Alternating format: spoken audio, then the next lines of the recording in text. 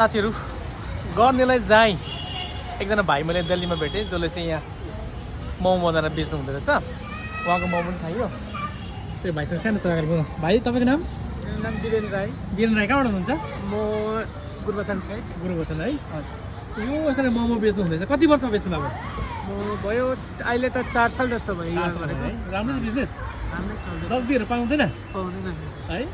अब हाम्रो ठाउँतिर त अब डग्गी कोही बेला हुन्छ कि भन्ने डर हुन्छ नि हामीलाई होइन ए न यतातिर छैन होइन है यतातिर गर्नेलाई चाहिँ राम्रै हुँदैछ नि होइन राम्रै यहाँ जस्तै त्यही छ कति मजाले बनाएर हाम्रो सालीहरू खाँदैछ मिठो छ गुड टेस्टिङ है साथीहरू भन्नु खोजेको के भन्दाखेरि नि अब हामीले गर्नेलाई चाहिँ कहीँ पनि आएर गर्न सकिन्छ यसरी है एकजना भाइ डुवर्सको भाइ आएर मोमो यत्रो डुवर्सदेखि आएर यहाँतिर मोमो बेचेर उहाँले आफ्नो जीविका चलाइरहेको छ अनि उहाँले भन्नुहुँदै थियो तपाईँको आमा त सिक्किमको होइन सिक्किमको नै आमा चाहिँ सिक्किमको हुनुहुन्छ हेर्नुहोस् त गर्नेलाई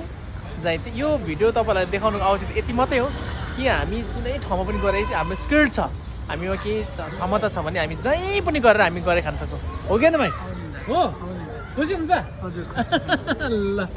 ए भाइको पसल चाहिँ भाइको नाम के भन्नुभयो मेरो नाम वीरेन हो वीरेन ल यो त हाम्रो ग्रिन पार्क एरियामा हो यदि तपाईँहरू ग्रिन पार्क एरियामा आउनुहुन्छ भने यो एउटा त्यहाँदेखि ब्याङ्क रहेछ त्यो एरियालाई के भन्छ